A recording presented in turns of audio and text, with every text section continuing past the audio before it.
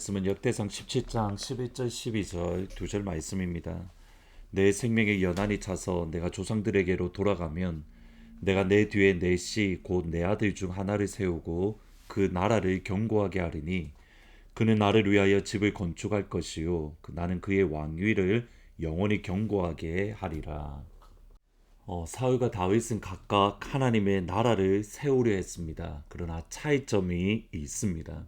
사울은 그 나름대로 하나님의 나라를 세우려고 했지만 자기의 힘으로 자기의 능력으로 하나님의 나라를 세우려 했습니다.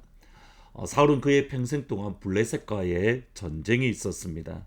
이 전쟁을 감당하기 위해서 사울이 했던 일은 힘 있는 사람, 능력 있는 사람, 전쟁을 잘하는 사람을 사울이 직접 불렀습니다. 사무엘상 14장 52절에 보시면 사울이 사는 날 동안에 블레셋 사람과 큰 싸움이 있었으므로 사울이 힘센 사람이나 용감한 사람을 보면 그들을 불러 모았더라.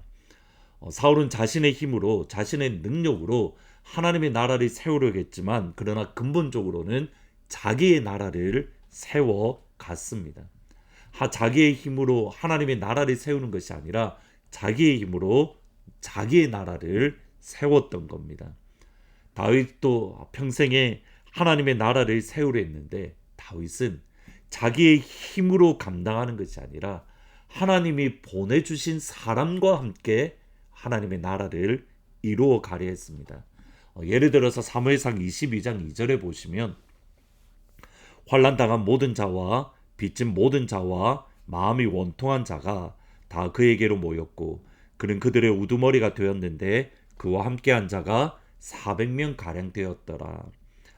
하나님께서 다윗에게 사람을 보내주셨는데 근데 그 사람들은 환난당한 자, 빚진 자, 마음이 원통한 자입니다.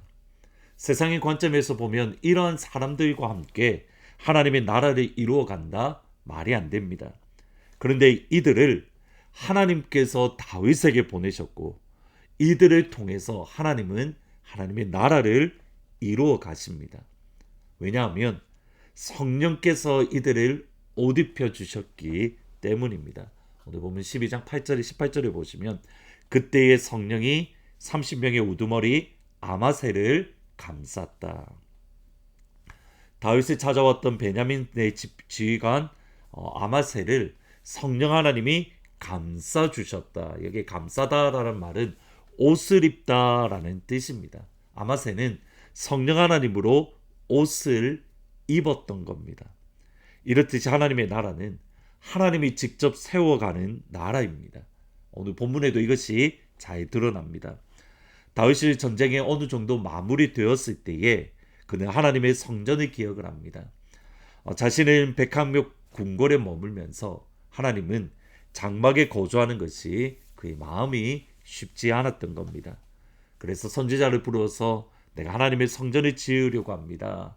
하나님의 거하시는 그러한 처소를 지으려고 합니다. 나단 선지자도 이것이 기뻤고 그래서 하나님께서 함께 하시니 이것을 지으면 좋겠습니다. 선지자도 그렇게 고백을 했습니다. 근데 그날 밤 선지자에게 임했던 하나님의 말씀은 전혀 다릅니다. 17장 4절을 보시면 가서 내 종 다윗에게 말하기를 여호와의 말씀이 너는 내가 거할 집을 건축하지 말라. 다윗이 하나님의 성전을 건축하지 말라고 하나님이 분명하게 선을 그으십니다. 이것은 하나님이 성전 건축을 기뻐하지 않는다가 아닙니다. 하나님은 오히려 다윗을 기뻐하셨습니다. 그가 백향목 궁에 머물면서 자기의 나라와 자기만을 생각하는 것이 아니라 하나님의 기억을 하고 하나님께 좋은 집 또는 하나님의 거하실 처소 성전을 지으려는 마음 하나님이 기뻐하십니다. 그리고 다윗과 언약을 맺으시는데 이것을 다윗 언약이라고 말을 합니다. 11절부터 14절입니다. 내 생명의 연한이 차서 내가 조상들에게로 돌아가면 내가 내 뒤에 내 씨 곧 내 아들 중 하나를 세우고 그 나라를 견고하게 하리니 그는 나를 위하여 집을 건축할 것이요 나는 그의 왕위를 영원히 견고하게 하리라. 나는 그의 아버지가 되고 그는 나의 아들이 되리니 나의 인자를 그에게서 빼앗지 아니하기를 내가 내 전에 있던 자에게서 빼앗음과 같이 아니할 것이며 내가 영원히 그를 내 집과 내 나라에 세우리니 그의 왕위가 영원히 견고하리라. 다윗이 하나님의 집을 지으려 했습니다. 그런데 하나님은 하나님이 다윗을 위하여 집을 지어 주시겠다 약속하십니다. 하나님이 나를 위하여 집을 지어 주시는 은혜, 이것이 가장 큰 복입니다. 하나님이 지어 주시는 집이 가장 안전하고 가장 튼튼합니다. 언젠가 교회 아이들을 라이드를 주면서 그때 제가 가지고 있었던 차가 정말 유주택 오래된 차로 십몇 년이 지났던 차로 중고차였습니다. 그러다 보니까 아이들이 그 중고차 타는 것을 조금 꺼려하는 겁니다. 그래서 이 아이들에게 학교에서 이렇게 중고차 타는 것을 좋지 않은 차다 보니까 친구들 앞에서 타는 것을 꺼려하는 모습을 보여서 차를 타고 오면서 어떻게 할까 고민하다가 이렇게 막 물었습니다. 너희들이 보기에 세상에 제일 안전한 차가 어떤 차냐 이렇게 물어보니 자기들이 알고 있는 제일 좋은 브랜드의 가장 값비싼 차들을 이야기를 하는 겁니다. 그렇지, 그 차가 안전하지. 그런데 세상에 제일 안전한 차는 하나님이 함께 하시는 차가 제일 안전해. 그리고 이 자리에는 하나님을 믿는 하나님의 사람들이 4명이나 있으니 이 차가 세상에서 제일 안전한 차야. 하나님이 지어주시고 하나님이 함께 하시는 집이 가장 안전하고 가장 복되고 가장 영광스러운 집입니다. 하나님은 다윗에게 집을 지어주겠다라고 하실 뿐만 아니라 그들의 아버지가 되어주시겠다라고 약속을 합니다. 아버지가 되어주시겠다. 하나님은 아버지로서 그의 자녀들을 향한 사랑과 긍휼과 인자하심을 잊지 않으십니다. 시편 23편에 보시면 내 평생에 여호와의 선하심과 인자하심이 정녕 나를 따르리니, 내가 여호와의 선하심과 인자하심을 따르는 게 아니라 내가 어디로 가든지 하나님의 선하심이 나를 따라오고 하나님의 인자하심이 나를 따라오고, 왜냐하면 나는 하나님의 자녀이기 때문입니다. 다윗에게 주셨던 다윗 언약은 결국은 예수님을 통해서 이루어지고 예수님을 통해서 성취되었습니다. 다윗 언약이 중요한 이유입니다. 다윗 언약의 핵심은 이겁니다. 하나님이 나의 집을 지어주십니다. 하나님이 나의 아버지가 되십니다. 하나님이 나의 집을 지어주는 그런 복된 하루가 되기를 주님의 이름으로 축원합니다. 하나님의 아버지 되심을 경험하는 귀한 하루가 되기를 주님의 이름으로 축복합니다. 이 아침 하나님과 약속을 맺는, 하나님의 언약을 받는 귀한 하루가 되기를 주님의 이름으로 축복합니다. 기도하십니다. 하나님, 다윗이 하나님의 집을 지으려 할 때에 하나님이 다윗의 집을 지어주시겠다, 하나님이 아버지가 되어주시겠다 약속하셨습니다. 하나님, 이 은혜를 우리에게도 허락하여 주십시오. 하나님, 우리의 집을 지어주십시오. 우리의 가정을 지어주십시오. 우리의 교회를 지어주십시오. 우리 나라와 민족을 지어주십시오. 하나님, 우리 가정의 아버지가 되어 주옵소서. 우리 교회의 아버지가 되어 주옵소서. 나라와 민족 가운데의 아버지가 되어 주옵소서. 하나님, 그 아버지 되시는 하나님께서, 집을 지어주시는 아버지께서 서문자 권사님이 치유하십니다. 이용복 장로님이 치유하십니다. 엔젤을 치유합니다. 지영자매를 치유합니다. 이 은혜를 치유하여 주십니다. 하나님, 지금 예수 동행학교가 진행되는 가운데 있습니다. 이 시간을 통해서 예수님과 더 깊이 교제하고 나눌 수 있는 복음을 누리는 기도의 삶을 살아갈 수 있도록 축복하시고, 또 6월 25일부터 여름 선교학교가 있습니다.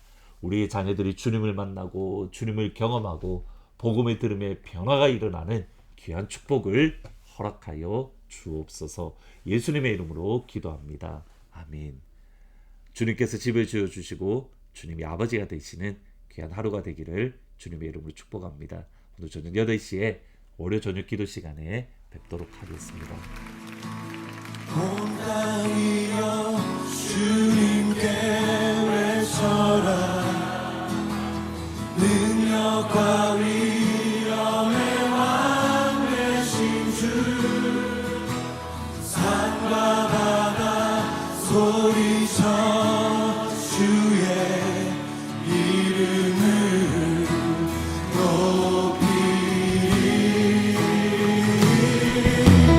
주의 향을 기뻐 노래하며 영원히 주님을 사랑하리라 신실하신 주의 약속 나바하네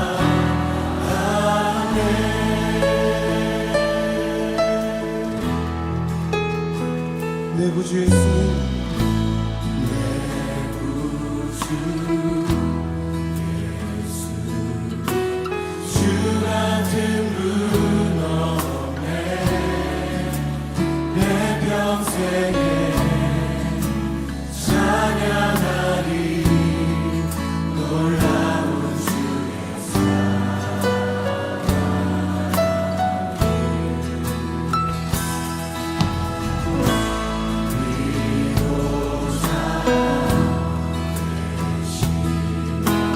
피난처 되신 주님 나의 영혼 온갖 날에 주를